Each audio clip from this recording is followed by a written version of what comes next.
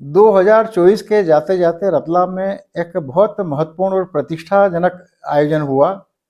ज्ञान चतुर्वेदी राष्ट्रीय व्यंग्य सम्मान समारोह 22 दिसंबर 2024 को संपन्न हुआ। यह समारोह 8वां समारोह था, सम्मान समारोह। और ये आयोजन अब तक देश के महानगरों में आयोजित होता रहा है, लेकिन इस बार रतलाम की पहचान बनते जा रहे मेरे प्रिय गजलकार, व्यंग्यकार, कहानीकार, कवि आशीष दशोत्तर की पहल पे ये आयोजन रतलाम में हुआ। और इसमें कोई शक नहीं कि आशीष की इस पहल से रतलाम का सम्मान बढ़ा, रतलाम के साहित्य जगत का सम्मान बढ़ा। और रतलाम के श्रोताओं ने जिस तन्मयता से सुना वो अद्भुत था। इस आयोजन में ज्ञान जी तो खुद उपस्थित थे ही, देश के ख्यात बड़े नामचीन व्यंग्यकारों ने अपने भागीदारी भी की और अपने व्यंग्य निबंधों का वाचन भी किया। मैंने 5 व्यंग्य निबंध इसमें रिकॉर्ड किए थे। इसमें से एक सारिका गुप्ता जी का, और इंदौर वाली सारिका जी का, और दुर्ग वाले ऋषभ भाई जैन का व्यंग्य निबंध तो आप सुन चुके हैं। आज मैं आपको सुना रहा हूँ उज्जैन के बड़े सुपरिचित, लोकप्रिय, प्रतिष्ठित, यशस्वी व्यंग्यकार श्री शांतिलाल जी जैन का एक व्यंग्य। मैं तो क्या सुना रहा हूँ वही सुनाएंगे, लेकिन इससे पहले कि आप उनका व्यंग्य सुने, मेरा चैनल सब्सक्राइब अब तक नहीं किया हो तो सब्सक्राइब कीजिए, और खुद ने कर लिया तो अपने मित्रों से करवाइए। इस वीडियो को लाइक कीजिए, साझा कीजिए।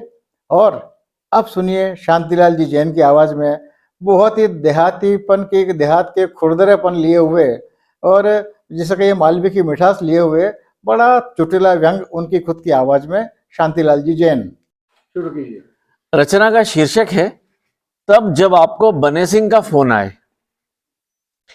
मैं इस समय ईएनटी स्पेशलिस्ट डॉक्टर के चेंबर के बाहर बैठा अपनी बारी आने की प्रतीक्षा कर रहा हूं। तकलीफ क्या है यह मैं बाद में बताता हूं, पहले आप बने सिंह के बारे में जान लीजिए। जब से बने सिंह के मन में यह बात घर कर गई है कि मोबाइल कंपनी वाले दूसरी तरफ जाती हुई इसकी आवाज रिसीवर के कानों तक पहुंचने से पहले ही धीमी कर देते हैं, तब से हर कॉल पर वो इतनी जोर से बात करता है कि आप 1000 कोस दूर हरा बटन प्रेस किए बिना भी उसे सुन सकते हैं। बने सिंह जब फोन पर बात करना शुरू करता है तो समूची कायनात सहम उठती है। उसके हेलो बोलते ही अफरा तफरी से मच जाती है। एक जलजला आ जाने की आशंका में लोग इधर उधर छिपने दुबकने लगते हैं। डेसिबल मीटर काम करना बंद कर देता है। हमारे विभाग की खिड़कियों के कांच बने सिंह के ट्रांसफर होकर आने से पहले साबुत अवस्था में हुआ करते थे, अब चटक गए हैं। बने सिंह को मैंने जब भी फोन पर सुना है हमेशा आरोह के स्वर में ही सुना है। हेलो, मैं बोल रहा हूं। जी पता है आप ही बोल रहे हैं। हेलो, मैं बोल रहा हूं, मेरी आवाज आ रही है आपको? जी आ रही है। सांसदों और विधायकों का तो पता नहीं, परंतु शेष देश में 6.5 करोड़ बधिरों को अवश्य आ रही है। यूं तो बनो सिंह एक दुबला पतला ज़ईफ इंसान है, मगर कुदरत की मेहर से उसने फेफड़े मजबूत पाए हैं। वोकल कार्ड भी उतनी ही सशक्त। कोरोना की दोनों लहरों में बने सिंह के फेफड़े संक्रमित हुए, मगर परवरदिगार की ने उसकी जोरदार आवाज में कोई कमी नहीं आने दी। काश समय रहते उसकी आवाज किसी समाचार चैनल के एचआर हेड के कानों में पड़ी होती तो आज वो देश का नंबर 1 न्यूज एंकर होता। मुझे विश्वास है एक दिन ऐसा आएगा जब कवि सम्मेलन के मंच से वो पाकिस्तान में किसी को आईएसडी कॉल लगाकर बात करेगा और हम लोग हिंदी कविता के क्षितिज पर वीर रस का एक तेजी से उभरता हुआ कवि देखेंगे, बने सिंह ज्वालामुखी। बहरहाल वो कितनी तेज आवाज में बात करे ये उसका संविधान प्रदत्त मौलिक अधिकार है। गला है उसका, फेफड़े उसके, वोकल कार्ड उसकी, मोबाइल हैंडसेट उसका, तो फिर आप कौन? खामोखा। जिस खुदा ने उसे तेज आवाज के गले की नेमत बख्शी है उसी ने आपको 5 उंगलियां प्रति कान दी है। लगा लीजिए, बंद कर लीजिए। स्टरलाइज कॉटन के फाहे लगा सकते हैं, बने सिंह को दोष नहीं दे सकते। ऊंची आवाज के मामले में वो समाजवादी है।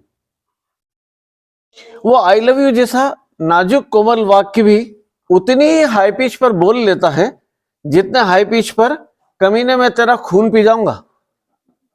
कभी उसे मिसेज बने सिंह से बात करते सुन लीजिए, आपको लगेगा किसी प्राइवेट फाइनेंस कंपनी का रिकवरी एजेंट अपना रिकवरी टारगेट पूरा कर रहा है। फोन पर संवाद बने सिंह अक्सर खड़े होकर करता है। शुरुआती 15 सेकंड्स के बाद वो एक छोटा सा स्टार्ट लेता है और आगे की तरफ चलने लगता है। उसकी आवाज के आरोह और पैरों की गति में एक परफेक्ट जुगलबंदी नजर आती है। आप समझ ही नहीं पाते कि वो चलते चलते बात कर रहा है या बात करते करते चल रहा है। कभी कभी तो वो चलते चलते उसी इंसान के पास पहुंच जाता है जिससे वो कॉल पे बात कर रहा होता है।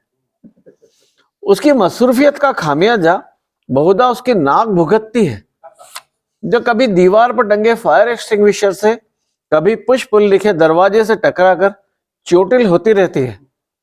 एक बार तो बात करते करते बॉस के चेंबर की दीवार से टकरा चुका है। गनीमत है कि वे छुट्टी पर थे, ज्वाइन करने से पहले उसे रिपेयर करा लिया गया, वरना बने सिंह तो। खैर, हुआ ये श्रीमान उस रोज कि मैं घर पर ही था और बने सिंह का फोन आया। मैं उसे बिना बना हरा बटन दबाए भी सुन सकता था, मगर बेध्यानी में मैंने उसे ऑन कर लिया। जैसे ही बने सिंह ने बोला, हेलो शांति बाबू, और मेरे ईयर ड्रम्स चोटिल हो गए। अब मैं ईएनटी स्पेशलिस्ट डॉक्टर के चेंबर के बाहर बैठा अपनी बारी आने की प्रतीक्षा कर रहा हूं। धन्यवाद।